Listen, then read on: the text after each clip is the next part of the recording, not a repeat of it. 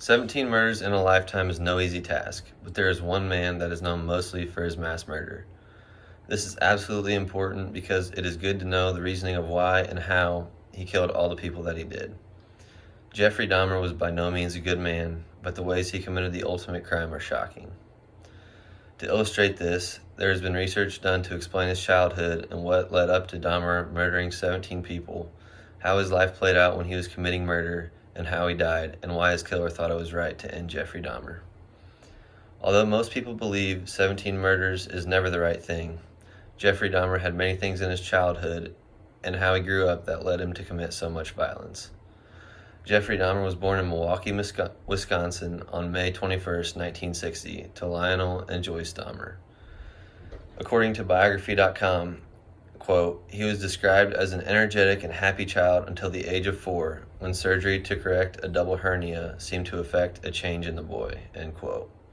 When his younger brother was born, he became more withdrawn and subdued as he kept getting farther and farther away from his family. His home life was not good, as he had to deal with moving to new places many times as a child and dealing with his parents' divorce. Also, having no friends took a huge toll on him because he was never in a place for a long time to make friends, and he was also socially disengaged. His peers did not pay much attention to him throughout his childhood, and Dahmer battled neglect. All these tough situations in his young life led him to start killing, but one was not nearly enough for Dahmer. Before Jeffrey Dahmer began killing, he was able to graduate high school, but shortly after graduating, he began one of the most infamous killing careers of all time. His first kill was just 3 weeks after he graduated high school because he was left alone after his parents' divorce, so he took his dark thoughts and made them actions when he picked up a hitchhiker and killed him at his house. After he committed his first murder, he attended Ohio State, but dropped out quickly because of alcoholism, and he did not commit another murder for 9 years. In 1987, he committed his second kill when he brought a man home from the bar and beat him to death, but he had no recollection of the events because he was too intoxicated.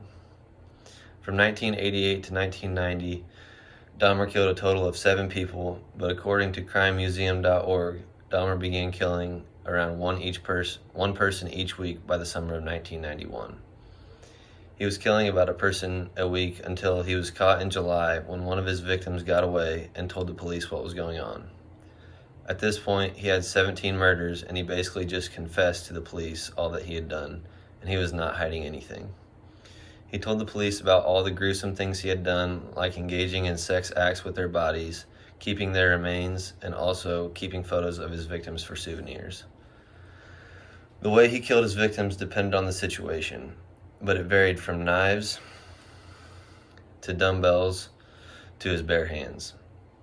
Furthermore, Dahmer lived a short life of 34 years, and he died a brutal death at the hands of another criminal.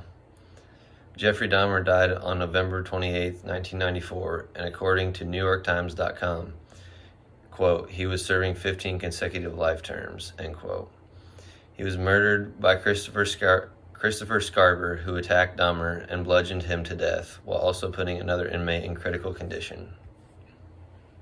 Jeffrey was found dead in a pool of blood next to the prison's gym area with massive head injuries. Leaned up against the wall was a bloody broomstick that everyone believes to be the weapon used to kill Dahmer. Jeffrey Dahmer committed the ultimate crime 17 times throughout his life, and this resulted in him being one of the most notorious killers of all time.